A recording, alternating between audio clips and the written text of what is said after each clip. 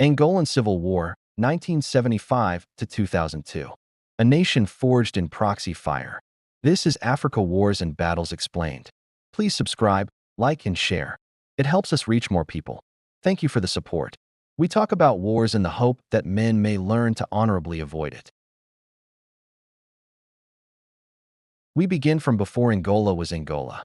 Long before the name Angola appeared on European maps, the land between the Atlantic coast and the high interior plateau was already governed, defended, taxed, and contested. Power here did not emerge by accident, nor was it informal.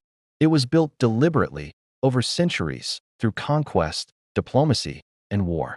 By the 13th century, the Kingdom of Congo had risen in the north as one of Central Africa's most sophisticated political formations. Its authority stretched from the Atlantic coastline deep into the Congo basin.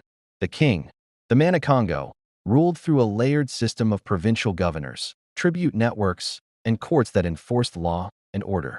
Armies were organized, territories were clearly defined, and foreign relations were conducted through formal embassies long before Europeans imagined Africa as a political void.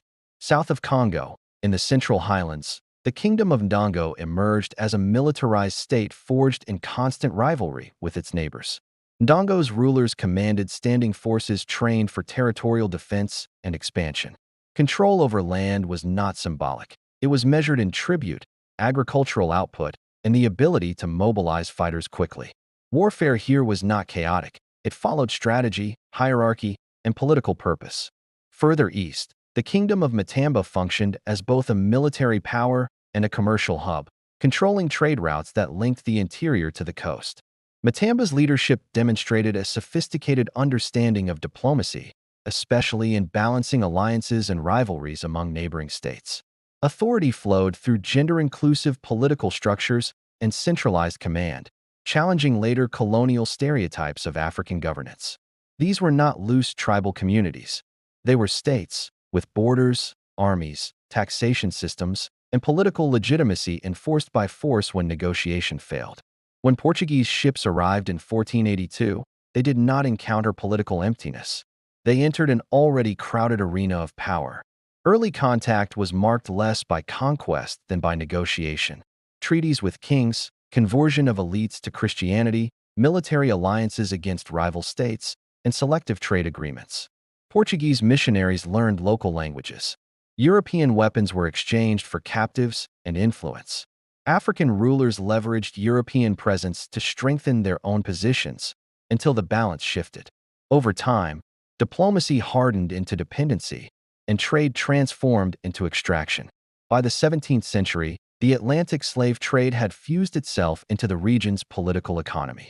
Local wars increasingly produced captives not for integration or ransom, but for export. Entire military campaigns were reorganized around the logic of human commodification. Violence became profitable. By the 18th and 19th centuries, the territory that would later be called Angola had become one of the largest suppliers of enslaved Africans to the Americas, with Brazil as the primary destination. Ports such as Luanda and Benguela functioned as industrial gateways of forced migration. Millions were removed. Societies were hollowed out. Authority shifted toward those who could command guns, control trade routes, and negotiate with foreign powers. This era left enduring scars. Political authority became inseparable from armed force. External actors refined the art of exploiting internal divisions. Warfare ceased to be merely a tool of survival and became an economic engine.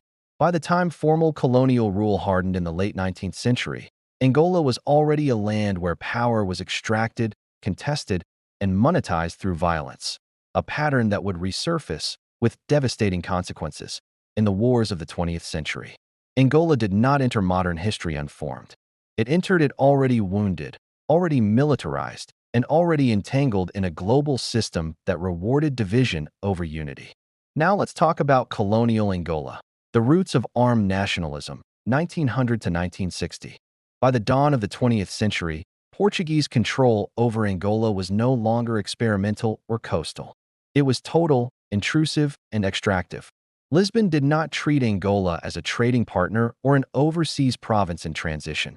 It governed it as a settler colonial economy, designed to serve metropolitan Portugal through land seizure, forced labor, and permanent racial hierarchy. At the center of this system was chibolo, compulsory labor enforced by law. African men were rounded up to work on plantations, in mines, on roads, and on railways, often for months at a time, under brutal conditions and for little or no pay. Refusal meant imprisonment, flogging, or exile. Entire villages were depopulated to meet labor quotas. Mortality was routine, not exceptional. Land followed labor. Vast tracts of fertile territory were confiscated and redistributed to Portuguese settlers and companies. Indigenous communities were pushed onto marginal lands or converted into labor reserves for colonial estates. Traditional land tenure systems were declared illegitimate, while European ownership was codified and protected by colonial courts. The soil itself became evidence of racial entitlement. This economic order rested on a legal architecture of racial stratification. Portuguese colonial law divided the population into rigid categories: civilized and indigenous. Africans were denied full legal personhood unless they passed near-impossible tests of assimilation, speaking Portuguese, renouncing customary practices, and adopting European norms. Even then, equality remained theoretical. Political participation for Africans was effectively non-existent. Governance was imposed, never negotiated.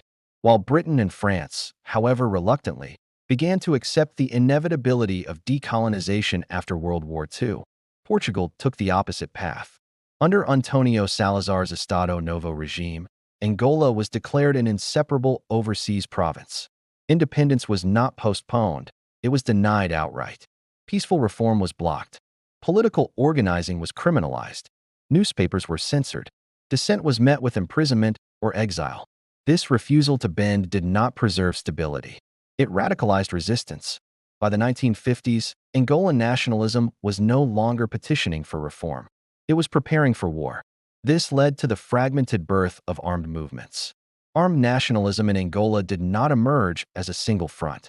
It fractured along regional, ethnic, ideological, and personal lines, producing movements that shared an enemy but not a vision. The first to coalesce was the Popular Movement for the Liberation of Angola, MPLA, founded in 1956. Its core emerged from urban Luanda, universities, cultural associations, and exile networks. The MPLA drew heavily from the Mbundu population of central Angola, but its leadership consciously cultivated a multi-ethnic, intellectual identity. Writers, doctors, and poets became revolutionaries. Marxism-Leninism provided not only an ideology, but an international language of legitimacy. At its center stood Agostinho Neto, physician, poet, and future president, whose authority combined moral gravitas with political discipline. In contrast, the National Front for the Liberation of Angola, FNLA, arose from the north. Formed in 1961, it drew its strength primarily from the Bakongo people, whose historical kingdom had been violently disrupted by colonial borders. FNLA leadership cultivated strong external alliances early, particularly with Mobutu Sese Seko's Zaire, where many leaders operated in exile. The United States, viewing Angola through Cold War lenses, saw FNLA as a useful counterweight to leftist influence. Its leader, Holden Roberto, ruled the movement through patronage and personal authority rather than ideological cohesion. The third force, UNITA, entered later, founded in 1966 by Jonas Savimbi. UNITA emerged from the Ovimbunda heartland of central southern Angola, the country's largest ethnic group. Savimbi was charismatic, intellectually agile, and relentlessly ambitious. Initially influenced by Maoist thought, UNITA emphasized rural mobilization and peasant support. Over time, ideology proved flexible. Anti-communism replaced revolutionary socialism, as Savimbi recalibrated alliances to survive and expand. They had a shared enemy, but no shared trust. Though all three movements claimed to fight Portuguese rule, they were never unified. Each suspected the others of ethnic favoritism, ideological betrayal, or foreign manipulation. Assassinations, defections, and sabotage occurred even before independence was on the horizon. Cooperation was tactical and temporary. Unity was performative. Portugal exploited these divisions relentlessly, arresting leaders, infiltrating networks, and encouraging rivalry. But the deeper fracture was internal. The liberation struggle was already rehearsing the civil war to come. By 1960, the foundations were laid. Colonial repression had created militants instead of moderates. Racial exclusion had hardened identities. And the movements preparing to free Angola were already preparing to fight each other. What followed would not be a clean transition from colony to nation, but a violent inheritance, a war born not only from colonialism, but from the unresolved contradictions it left behind. From 1961 to 1974, the War of Independence. The war did not begin with a declaration. It began with explosions, machetes, and reprisals. In January 1961, plantation workers in the Baixa de Cassange region of northern Angola rose up against forced labor and brutal working conditions imposed by Portuguese cotton companies. What started as labor resistance was met with overwhelming violence. Portuguese authorities responded with aerial bombardment and mass punishment. Villages were destroyed. Thousands were killed in what became one of the earliest signals that Angola's path to independence would be written in blood. 2 months later, on March 15, 1961, the conflict escalated beyond recovery. FNLA-linked forces launched coordinated attacks across northern Angola, targeting colonial administrative posts, settler farms, and trading centers. European settlers were killed, often brutally, and African collaborators were not spared. The attacks were chaotic but symbolically devastating. They shattered Portugal's claim that Angola was peaceful, loyal, and permanently Portuguese. Lisbon's response was merciless. Portuguese troops, reinforced rapidly from Europe, carried out sweeping reprisals across the north. Entire communities were suspected of complicity. Men were executed without trial. Women and children fled into the forests or across borders. Conservative estimates placed the death toll in 1961 alone at tens of thousands, overwhelmingly African civilians. Fear became a weapon, deployed deliberately to crush rebellion before it could spread. It failed. Instead of extinguishing resistance, the massacres ignited a nationwide insurgency.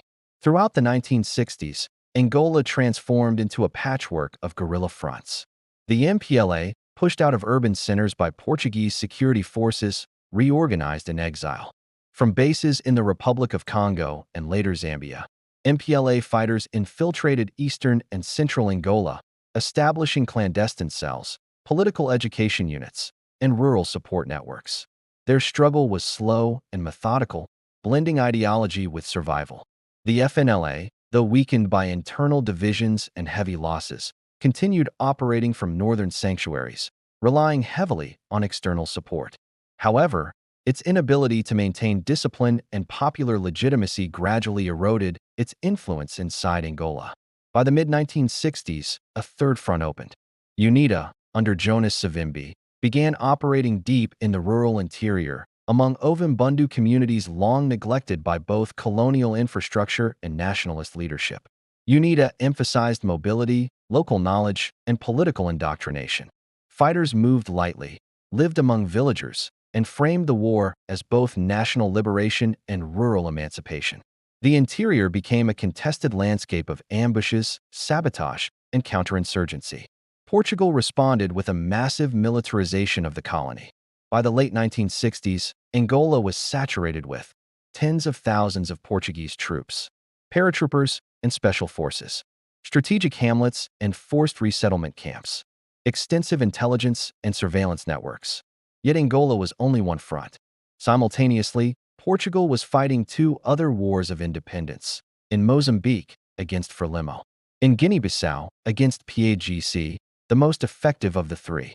These wars drained Portugal's economy, overstretched its military, and consumed an entire generation of young conscripts. By the early 1970s, nearly half of Portugal's national budget was devoted to colonial warfare. Coffins returned home. Morale collapsed. International isolation deepened as global opinion turned decisively against colonialism. Inside Angola, the war reached a stalemate. Portugal controlled cities and infrastructure. Nationalist forces controlled time, terrain, and persistence. Victory was no longer imaginable, only endurance. By 1974, the true cost had become impossible to hide. The colonial wars had hollowed out the Portuguese state itself. On April 25, 1974, junior officers in Lisbon staged a military coup, the Carnation Revolution, not in pursuit of empire, but in desperation to escape it. For Angola, the War of Independence had achieved its most decisive victory not on the battlefield, but in the collapse of the colonial power that could no longer afford to fight. What came next would prove even more destructive. 1974 to 1975, collapse of the colonial state. The end of Portuguese rule in Angola did not arrive as a negotiated conclusion to a long war. It arrived suddenly, violently, and from thousands of kilometers away. On April 25, 1974, young Portuguese military officers, exhausted by endless colonial wars they could not win, overthrew the Estado Novo dictatorship in Lisbon. The event became known as the Carnation Revolution, a near-bloodless coup that ended more than 4 decades of authoritarian rule. But its consequences overseas were seismic. Overnight, the ideological foundation of Portugal's empire collapsed. Within months, Lisbon reversed decades of defiance and announced a radical shift. Portugal would decolonize quickly. There would be no prolonged transition, no gradual transfer of institutions, and no serious attempt to unify the armed nationalist movements that had been fighting separately for years. The priority was withdrawal, not stability. The colonial state was dismantled at speed, leaving behind a vacuum that no one was prepared to fill. In Angola, the consequences were immediate and destabilizing. Portuguese administrators abandoned posts. Security forces fractured. White settlers, nearly 300,000 people, began fleeing en masse, stripping businesses, farms, and infrastructure as they left. Ministries ceased to function. Arms depots were looted. Authority evaporated. Into this vacuum stepped the 3 liberation movements, MPLA, FNLA, and UNITA, each convinced that independence meant exclusive power, not shared governance. The Alvar Agreement, a state built on paper. In January 1975, under Portuguese mediation, the 3 movements met in the Portuguese town of Alvar. The resulting agreement was presented as a blueprint for peaceful transition. On paper, it promised balance and inclusion. The Alvar Agreement established a transitional government composed of all 3 movements in Portugal, a collective presidency, rotating among leaders, a single national army, integrating rival forces, national elections scheduled for later in 1975. But Alvar was an agreement of signatures, not of conviction. There was no unified chain of command, no mechanism to disarm fighters loyal to individual leaders, and no shared vision of the future state. Each movement maintained its own army, its own foreign backers, and its own territorial ambitions. Trust was absent not because it failed to develop, but because it never existed. Within weeks, skirmishes broke out in Luanda and across the countryside.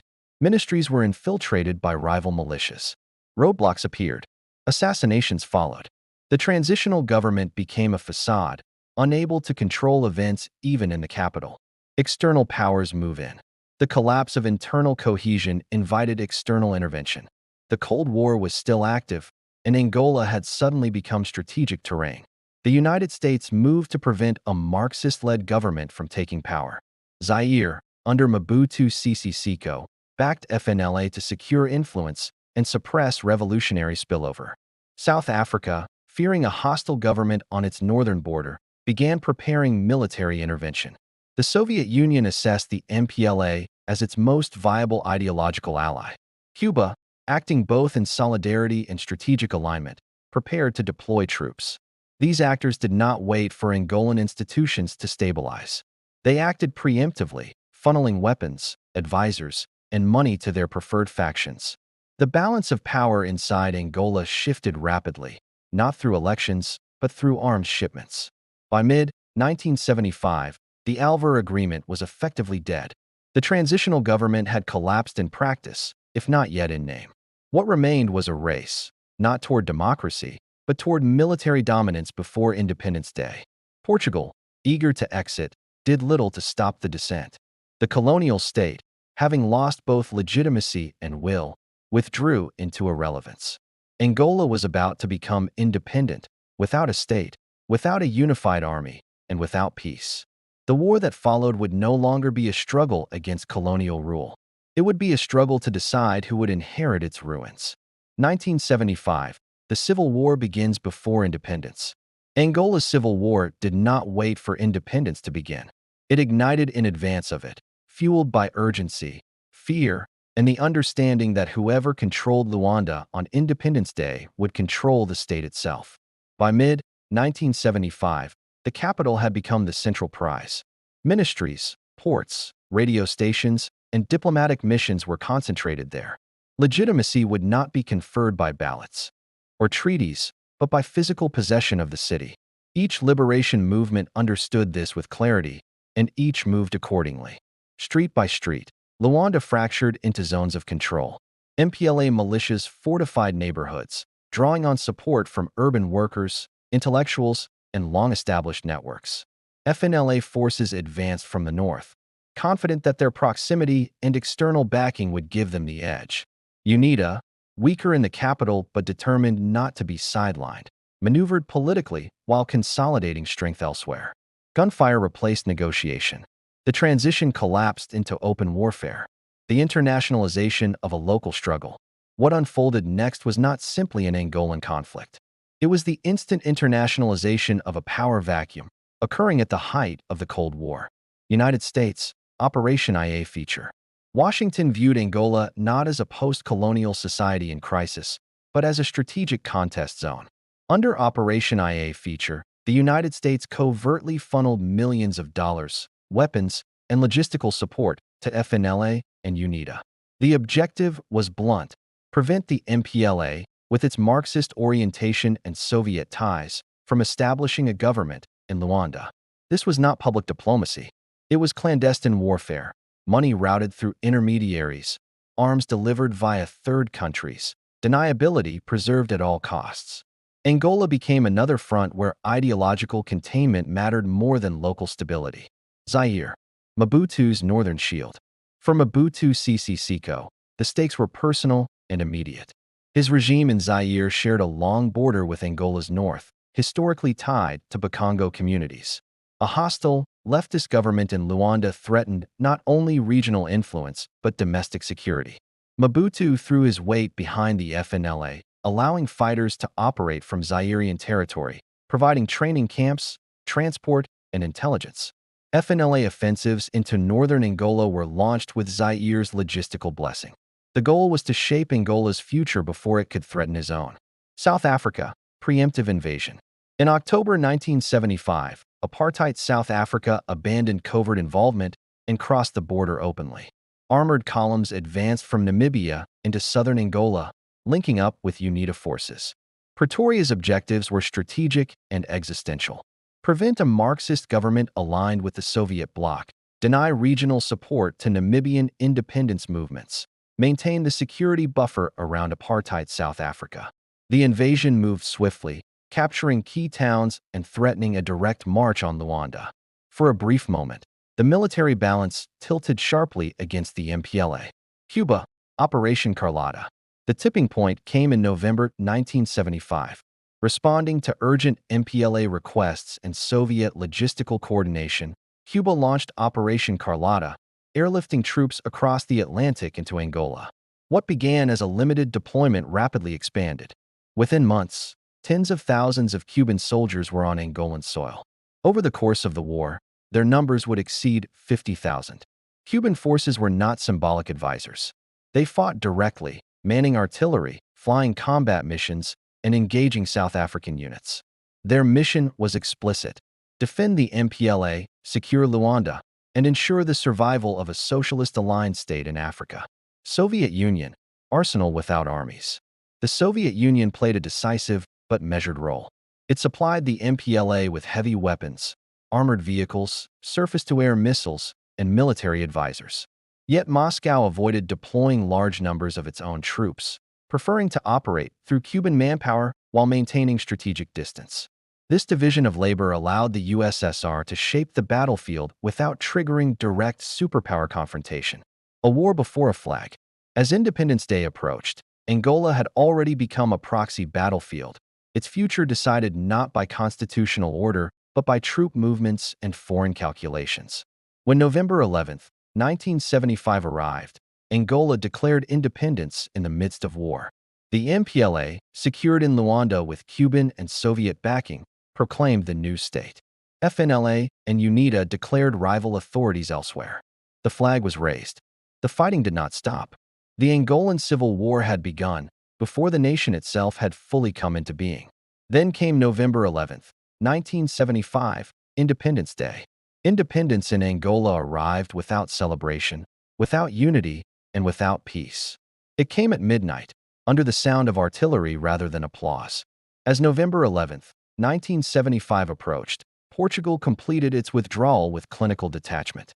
The last colonial administrators departed Luanda. The Portuguese flag was lowered for the final time. No unified Angolan authority stood ready to receive it. Instead, three rival visions of Angola waited with weapons drawn. In Luanda, the MPLA held the capital by force of arms. Backed by Cuban troops and supplied by Soviet weaponry, MPLA units controlled government buildings, the radio station, the port, and the airport. As the clock struck midnight, Agostinho Neto proclaimed the birth of the People's Republic of Angola from the capital. The declaration was ideological and unequivocal. Angola would align with socialist principles, central authority, and revolutionary legitimacy born of armed struggle. The announcement was broadcast across the country and immediately contested. Outside Luanda, FNLA and UNITA rejected the MPLA's claim to national authority. From territories under their control, they declared rival governments, insisting that independence did not belong to a single movement. FNLA, still claiming international recognition through its alliances, positioned itself as the legitimate inheritor of the anti-colonial struggle. UNITA, entrenched in the interior, framed itself as the true representative of the rural majority, excluded and betrayed by an urban elite. Angola awoke on its first day as an independent nation with three governments, three armies, and three claims to legitimacy. What followed was not a dispute to be settled through negotiation. It was a transition from fragmented violence to total civil war. Fighting intensified immediately. Frontlines hardened. Cities, towns, and transport corridors became battlegrounds. Each movement mobilized its external allies, transforming Angola into a permanent theater of Cold War confrontation. Civilians were trapped between shifting lines, accused of loyalty by birth, language, or geography. Neutrality became impossible. Independence, instead of ending war, formalized it. The Portuguese Empire had withdrawn, but the machinery of violence it left behind accelerated under new commanders. Angola did not inherit a state, it inherited a battlefield. And on the very day it claimed sovereignty, the country entered a war that would define it for the next 27 years. 1976 to 1988, the Cold War battlefield. By 1976, the question of who ruled Angola had been answered in form, if not in peace. The MPLA held Luanda, commanded the institutions of the state, and spoke in the language of sovereignty. But beyond the capital and the oil-rich coastline, authority dissolved into contested territory. Angola had become a permanent battlefield, structured less by national borders than by Cold War alignments. The MPLA state, power, oil, and ideology. From Luanda, the MPLA moved quickly to consolidate control. The new government declared Angola a one-party socialist state, dismantling political pluralism in the name of revolutionary unity. Opposition was framed not as dissent, but as counter-revolution. Security services expanded. Political education became compulsory. Loyalty was enforced through surveillance and detention. This consolidation was made possible by geography and resources. The MPLA controlled the capital, where legitimacy and diplomacy were anchored, the ports, through which weapons and aid flowed, the offshore oil fields of Cabinda and the Atlantic coast. Oil revenue became the backbone of the state. Even as war raged inland, crude flowed outward to global markets. Western oil companies continued operations under MPLA rule, providing the government with hard currency that insulated it from economic collapse and funded its war effort. Militarily, the MPLA was sustained by external allies. Cuba provided manpower. At its peak, more than 50,000 Cuban soldiers were stationed in Angola. They trained Angolan units, operated heavy artillery, flew combat aircraft, and directly confronted South African forces. Cuban troops were not advisors in the background. They were embedded on the front lines, bearing casualties and shaping outcomes. The Soviet Union supplied the arsenal: tanks, Fighter jets, surface-to-air missiles, radar systems, and military advisors poured into Angola. Soviet doctrine structured the Angolan armed forces, transforming the MPLA from a guerrilla movement into a conventional army capable of holding territory and defending strategic assets. Together, these alliances allowed the MPLA to survive and to rule, even as large portions of the country remained ungovernable. UNITA's war from the shadows. Defeated in its bid to control Luanda, UNITA retreated inward, geographically and strategically. Under Jonas Savimbi, the movement transformed into a highly mobile guerrilla force, operating from the central and southeastern hinterlands. Roads became ambush sites. Railways were sabotaged. Power lines were cut. The aim was not to hold cities, but to make the country ungovernable. UNITA embedded itself among rural populations, often through coercion. Villages were compelled to provide food, intelligence, and recruits. Civilians suspected of collaboration with the MPLA were punished harshly. The countryside became a landscape of fear and shifting allegiances, where survival often depended on proximity to the nearest armed group. Externally, UNITA found powerful patrons. The United States, increasingly alarmed by the scale of Cuban and Soviet involvement, viewed UNITA as a strategic counterweight. Military aid, intelligence support, and political backing flowed, sometimes overtly, often covertly. Angola became framed in Washington as a test case of Cold War resolve in Africa. South Africa went further. Pretoria provided direct military support, training, logistics, and air cover. South African forces crossed Angolan borders repeatedly, launching raids and major operations against MPLA and Cuban positions. The apartheid regime saw UNITA as both an ally and a buffer, preventing hostile forces from consolidating near its borders and undermining liberation movements in the region. As the war dragged on, UNITA's survival increasingly depended on diamonds. By the mid-1980s, the movement had secured control over diamond-rich areas in eastern Angola. These gems were smuggled through regional networks and sold on international markets, converting stones into weapons. The term blood diamonds entered global consciousness, but on the ground, they meant endurance, a war financed by the earth itself. A country frozen between superpowers. Between 1976 and 1988, Angola was no longer merely a post-colonial state in crisis. It was a proxy theater where global powers tested doctrines, weapons, and resolve. The MPLA governed a state with international recognition but limited reach. UNITA waged a war without borders but with external lifelines. Civilians bore the cost. Millions were displaced. Fields lay fallow. Landmines turned farmland into death traps. Generations grew up knowing only war. Peace was discussed in diplomatic rooms far from Angola's villages. On the ground, the conflict hardened into routine. Victory remained elusive. Survival became the strategy.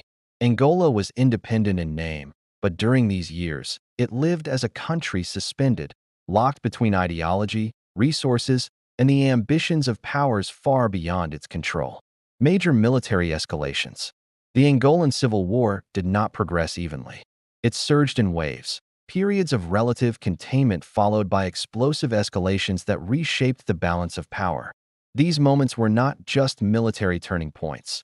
They altered alliances, hardened strategies, and redrew the political map of Southern Africa. 1976, the elimination of the FNLA. By 1976, the first casualty of the Civil War was not a city or a province, but a movement. The FNLA, once considered a leading contender for national power, collapsed under the weight of military defeat and political isolation. After its failure to seize Luanda in 1975, FNLA forces retreated northward, attempting to regroup along the Zaire border. But the movement lacked cohesion, discipline, and sustained popular support inside Angola. MPLA forces, reinforced by Cuban troops and Soviet equipment, launched decisive offensives against FNLA positions. Supply lines from Zaire proved unreliable. Internal rivalries fractured command. Fighters deserted in large numbers. By mid-1976, FNLA units were scattered or destroyed. Holden Roberto fled into exile. What remained of the movement dissolved into irrelevance. From that point forward, the war ceased to be tripartite. Angola's future would be contested primarily between MPLA and UNITA. 1981 to 1987, UNITA's War of Sabotage. With FNLA eliminated and the MPLA entrenched in power, UNITA escalated its campaign into a nationwide war of attrition. Between 1981 and 1987, UNITA expanded operations across vast stretches of the countryside. The strategy was systematic: undermine the state's ability to function by destroying infrastructure and terrorizing populations seen as supportive of the government. Railways were prime targets. The Benguela Railway, a critical artery linking Angola's interior to the coast, was repeatedly sabotaged. Bridges were blown up, trains derailed, power stations and transmission lines were attacked, plunging cities and towns into darkness. Communication networks were severed, isolating entire regions. Villages bore the brunt of the violence. Communities suspected of collaborating with MPLA authorities were raided. Civilians were abducted, forcibly recruited, or executed as warnings. Reports from humanitarian organizations documented massacres, mutilations, and the widespread use of landmines around homes and fields. The objective was not only military disruption, but psychological domination. UNITA's reach was made possible by its external backers and by the financial lifeline of diamonds. The war became self-sustaining, fed by destruction and fear. 1987 to 1988, the Battle of Cuita-Cuanavale. The conflict reached its most intense and consequential phase between 1987 and 1988 at a remote town in southeastern Angola, Cuita-Cuanavale. What began as an MPLA offensive against UNITA strongholds escalated into the largest conventional battle ever fought on African soil. The MPLA, supported by Cuban forces, deployed tens of thousands of troops, heavy armor, artillery, and air power. UNITA, reinforced by the South African Defense Force, responded in kind. For months, the battle raged across rivers, plains, and minefields. Artillery duels flattened terrain. Airstrikes filled the skies. Casualties mounted into the thousands. Neither side achieved a decisive breakthrough. Militarily, the battle ended in stalemate. Politically, it changed everything. Cuita-Cuanavale shattered the myth of South African military invincibility. For Pretoria, the cost of continued intervention became untenable. For Cuba and the MPLA, the ability to hold ground against a technologically superior force became a symbol of strategic resilience. Regional consequences. The aftermath of Cuita-Cuanavale extended far beyond Angola's borders. Negotiations accelerated. Agreements were signed that reshaped southern Africa. South Africa agreed to withdraw its forces from Angola. Namibia was granted independence, ending decades of occupation. Cuban troops began a phased withdrawal from Angola. The battlefield had forced diplomacy. Angola remained at war internally, but the regional balance shifted decisively. External powers recalculated their commitments. The conflict began to transition from a superpower confrontation to a more localized, though no less brutal, struggle. Cuita-Cuanavale did not end Angola's war, but it ended the illusion that it could be won by force alone. 1991 to 1992, peace attempt and collapse. By the early 1990s, exhaustion had set in. The Cold War was ending, superpower priorities were shifting, and Angola's war, once a strategic chessboard, had become an international liability. Pressure mounted on both sides to stop fighting, not because reconciliation had been achieved, but because continued war was no longer geopolitically useful. The Bicesse Accords, peace by design. In May 1991, after prolonged negotiations in Bicesse, Portugal, the MPLA government and UNITA signed a peace agreement under United Nations supervision. The accords were ambitious, technical, and fragile. They called for an immediate ceasefire, demobilization of both armies, the formation of a single national armed force, the legalization of political parties, multi-party elections, monitored by the international community. For the first time since independence, the possibility of a political settlement seemed real. Checkpoints were dismantled. Fighters began to assemble in cantonment areas. UN observers arrived. Refugees started returning home. In Luanda and provincial capitals, political offices reopened, and campaign posters replaced sandbags. But beneath the surface, mistrust remained absolute. Weapons were hidden rather than surrendered. Command structures stayed intact. Both sides interpreted demobilization as a tactical pause rather than a permanent shift. The peace was procedural, not psychological. The 1992 elections, victory without acceptance. In September 1992, Angola held its first multi-party elections. International observers declared the process largely free and fair, despite logistical challenges and lingering insecurity. The results were clear. The MPLA won a parliamentary majority. In the presidential race, Agostinho Neto had already died, and José Eduardo dos Santos, his successor, outpolled Jonas Savimbi, but fell short of an outright majority, triggering a runoff. For the MPLA, the elections validated its claim to govern, not only through arms, but through ballots. For UNITA, the outcome represented existential defeat. Jonas Savimbi refused to accept the results. He alleged fraud, manipulation, and intimidation, rejecting both the parliamentary outcome and the presidential process. UNITA withdrew its representatives, reactivated military units, and began redeploying forces. The peace collapsed not with a declaration, but with gunfire. October 1992, the Luanda massacre. The breakdown reached its most violent expression in October 1992, in the streets of Luanda. As tensions exploded, MPLA-aligned security forces and militias targeted UNITA supporters across the capital. Neighborhoods associated with opposition activity were raided. Homes were searched. Political activists were dragged into the streets. Thousands were killed over the course of several days. Bodies filled morgues. Survivors fled in panic. The killings were systematic, not spontaneous, a decisive purge designed to eliminate UNITA's urban presence and end any illusion of shared political space. The event became known as the Luanda Massacre, or the Halloween Massacre. For UNITA, it was confirmation that electoral participation offered no protection. For the MPLA, it was a brutal assertion of control. For Angola, it marked the final death of the peace process. Return to total war. After October 1992, restraint vanished. UNITA returned to full-scale war, launching attacks across the country with renewed ferocity. The MPLA responded with overwhelming force, backed by oil revenue and a hardened security apparatus. Civilians were again caught between front lines, accused, punished, and displaced. The conflict that followed was more violent than before, stripped of ideology, unrestrained by international attention, and fueled by resources rather than principles. The war had been given one last chance to end peacefully. It failed, and when it returned, it did so without illusion. Only power, revenge, and survival remained. 1993 to 2001. The war turns criminal. By the mid-1990s, Angola's civil war had lost any pretense of ideology or national liberation. It had transformed into a grinding, resource-driven conflict, where survival and profit replaced politics, and where the lines between soldier, criminal, and warlord blurred. UNITA and the Blood Diamond economy. At the heart of UNITA's operations was a sinister economy fueled by diamonds. The movement controlled vast swaths of eastern Angola, including some of the world's richest diamond fields. These mines became the lifeblood of its campaign.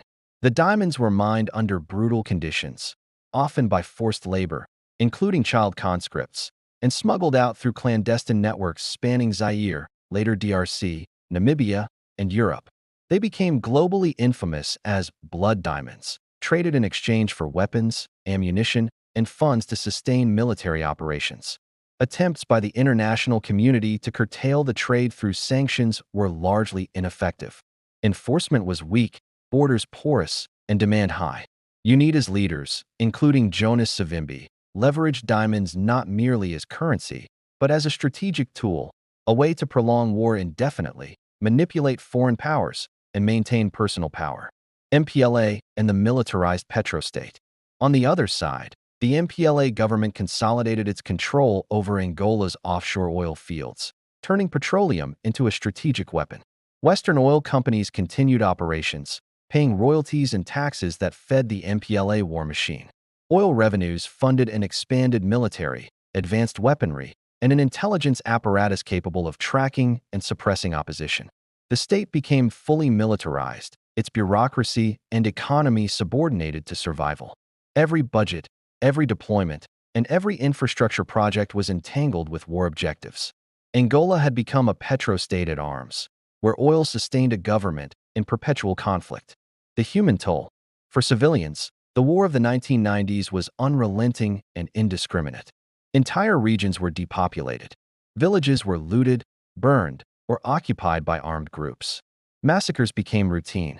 Both UNITA and MPLA forces deliberately targeted communities, punishing perceived collaborators and controlling populations through fear. The statistics are staggering. Over 500,000 killed, a combination of combatants and civilians, more than 4 million displaced, internally and as refugees in neighboring countries, landmines everywhere, making farmland, roads, and homes death traps for decades to come. Civilians did not just suffer as collateral damage. They were weapons in the conflict, hostages of geography, ethnicity, and resources. A war without morality. By 2001, the Angolan Civil War had become less a battle of ideologies and more a criminal enterprise. Diamonds, oil, and international complicity sustained it. Leaders survived not by popular legitimacy, but by controlling wealth and weaponry. External powers, once drawn by Cold War calculations, had largely withdrawn or negotiated around their interests, leaving Angolans to endure a war that fed itself through misery. The human cost was incalculable. Generations were born into conflict, lands were poisoned, and Angola became a cautionary tale of how resources can perpetuate violence far longer than politics ever could. The stage was set for the final chapters, a war ending not through diplomacy, but through the death of its key architect, Jonas Savimbi, and the slow, painstaking reconstruction of a shattered nation. 2002. The end, death of Savimbi. After nearly 3 decades of relentless conflict, Angola's civil war reached its final turning point not through diplomacy or elections, but through the death of a single man, Jonas Savimbi. On February 22, 2002, deep in the forests of Moxico province, Savimbi, UNITA's charismatic and ruthless leader, was killed during a clash with MPLA forces. His death was sudden, violent, and decisive, the symbolic and practical collapse of the movement that had sustained war for 27 years. UNITA, which had once controlled vast territories, mined resources, and maintained a sophisticated military structure, fractured almost immediately. Field commanders, long loyal to Savimbi's personal authority, surrendered or fled. Supply lines disintegrated. Fighters laid down arms, realizing that without Savimbi, continued resistance was futile. The MPLA, which had maintained control over Luanda, oil fields, and state institutions, now faced an opponent without leadership or coordination. Within weeks, negotiations commenced under intense international facilitation. By April 2002, a formal ceasefire was signed, ending active hostilities. For the people of Angola, the cessation of fighting was both relief and revelation. The civil war that had begun even before independence, fueled by ideology, foreign intervention, and natural resources, had officially ended. The death toll over 27 years was staggering. Hundreds of thousands killed, millions displaced, and the landscape scarred by landmines and destroyed communities.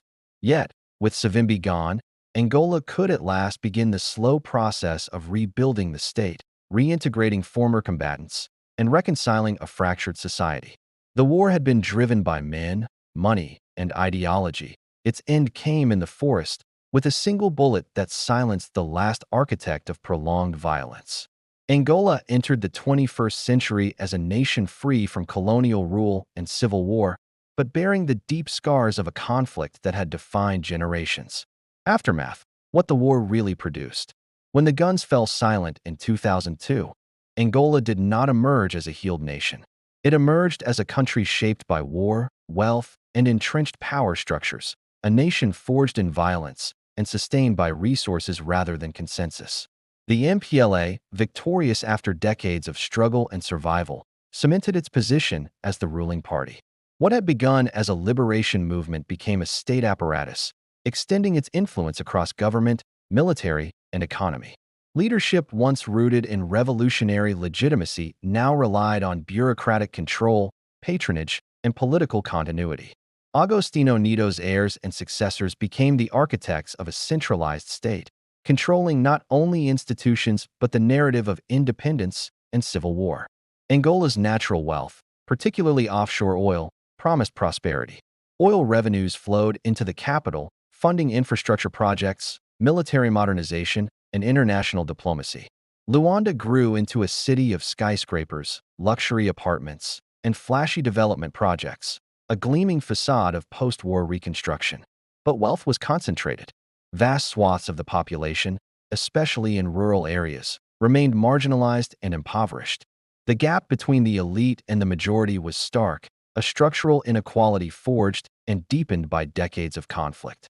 The war economy, long sustained by diamonds, weapons, and foreign intervention, did not disappear. Instead, it mutated into a system of corruption and patronage.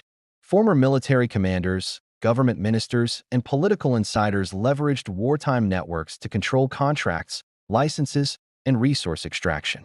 State enterprises, oil concessions, and infrastructure projects became avenues for personal enrichment. Public funds were diverted, transparency was limited, accountability was often symbolic. The mechanisms of wartime survival had become mechanisms of governance, embedding inequality and privilege into the political and economic DNA of Angola. For ordinary Angolans, the post-war period was a paradox, peace without equity.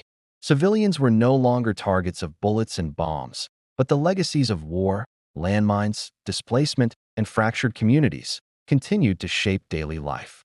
Social services were uneven, rural areas underserved, and political opposition constrained. The memory of 27 years of civil war lingered, not only in history books, but in the geography of poverty, the politics of patronage, and the distribution of opportunity. In essence, the war produced more than independence. It produced an entrenched elite, a centralized political order, and an economy where resource wealth fueled privilege rather than shared development. Angola had survived, but it had been profoundly transformed by the conflict, leaving a society rich in oil, poor in equity, and deeply shaped by the institutions and hierarchies born of war. In the end, the Angolan Civil War cannot be understood as a simple domestic struggle. From the first shots fired in 1961 to the death of Jonas Savimbi in 2002, it was a multi-layered conflict shaped by forces far beyond Angola's borders and by ambitions far beyond ideology. At its root, it was a colonial hangover. The war began even before independence, born of the sudden collapse of Portuguese authority and the inability of competing movements to reconcile claims to power. Decades of forced labor, territorial exploitation, and exclusionary rule left behind a political and social vacuum, primed for violence. It became a Cold War proxy, with the MPLA backed by Cuba and the Soviet Union, and UNITA supported by the United States and South Africa. Angola's forests, rivers, and cities became laboratories for global powers to test weapons, doctrine, and influence. Ideology was a tool, often secondary to strategic calculations and external interests. It was also a resource war. Diamonds and oil were not just economic assets. They were instruments of survival and leverage. UNITA's control of diamond fields funded an insurgency that could last decades. The MPLA's oil revenues underwrote the machinery of the state and the continuation of war. Angola's natural wealth, instead of uniting the country, became a currency of conflict. And beneath it all, the war was an ethnicized power struggle. MPLA, UNITA, and FNLA were rooted in distinct regions and ethnic bases. Loyalties were shaped by history, identity, and local grievances, making reconciliation and trust nearly impossible. Violence often targeted civilians not as collateral, but as political leverage, entrenching fear and division across generations. Ultimately, the war was a stark lesson. Ideology often serves control rather than principle. Revolutionary rhetoric masked ambitions for territorial dominance, access to resources, and personal power. Both sides used ideology as a shield for violence and as a justification for survival. Angola did not simply survive the war, it was reshaped by it. Institutions were militarized, the economy politicized, and moral frameworks tested by decades of killing and displacement. The patterns established during the conflict, centralized authority, resource-driven governance, and political patronage, remain visible in the country today. The war may have ended in 2002, but its echoes persist. The conflict did not leave Angola in stasis. It left a nation transformed, its identity, politics, and social structures forever bearing the fingerprints of a war that never truly ended, only changed form. Please subscribe, like, and share.